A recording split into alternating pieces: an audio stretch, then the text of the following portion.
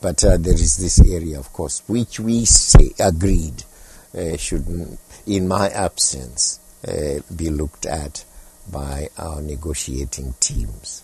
But I was surprised that they were making loud noises about differences and so on and so forth, when we had not differed at all. Well, I mean, I guess that's how it's been reported, that there really has not been an agreement on the composition of the cabinet. Yeah, but neither has there been any real difference, you can call it a difference. Because, as I said, yes, when we looked at them, yes, the MDC felt perhaps they should have one or two, but we said no, because these were, of a security nature and of also the nature that requires that we address them from the point of view of experience.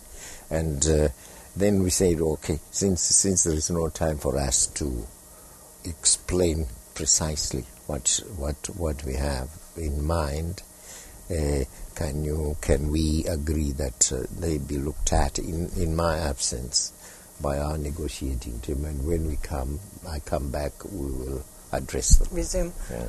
So I don't see any impasse. No. Are you optimistic that a deal will be reached? Yeah. Soon. I mean, Everybody wants this agreement to work. And just generally, what role do you see Morgan Tsvangirai playing?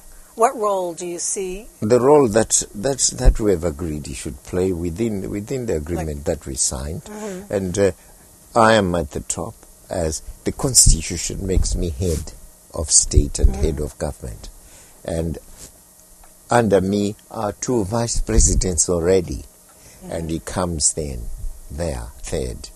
And then we have the cabinet ministers, but we have under him now another echelon of deputy prime ministers, and then of course we have the cabinet, and down to the civil service with its permanent secretaries and so on, heading the various ministries, and this is how our executive power evolves. It's not like you have in America here, where Mr. Bush can just pick anybody from the book. No. We don't do that there. We sit down. We'll sit down, the two vice presidents, Tsvangirai, together, and decide on how things should go. And then we assign, work to each other. Naturally, I sit at the helm. Yes. I see, of course.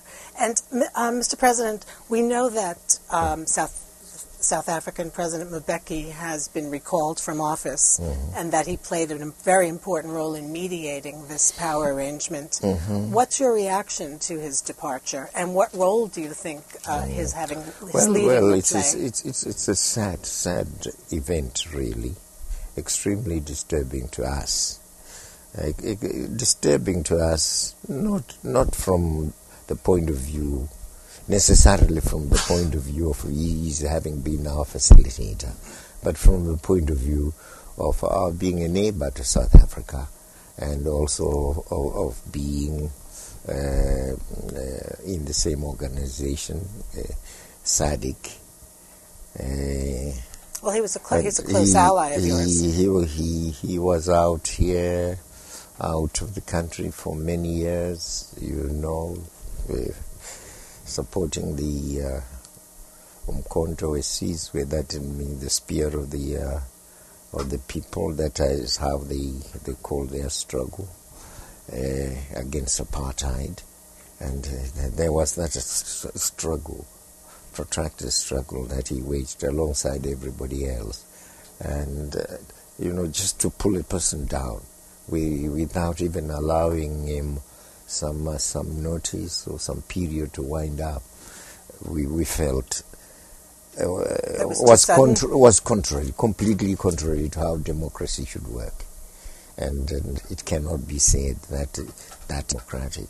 No. Do you think privately he'll continue to play some role in seeing this in power South arrangement? Africa, there will be some role there, some role in the international forum itself. I'm sure. The man like that, with that intellect, should not just be allowed to languish. No, he's a great man. And but of course the South Africans, we should not interfere.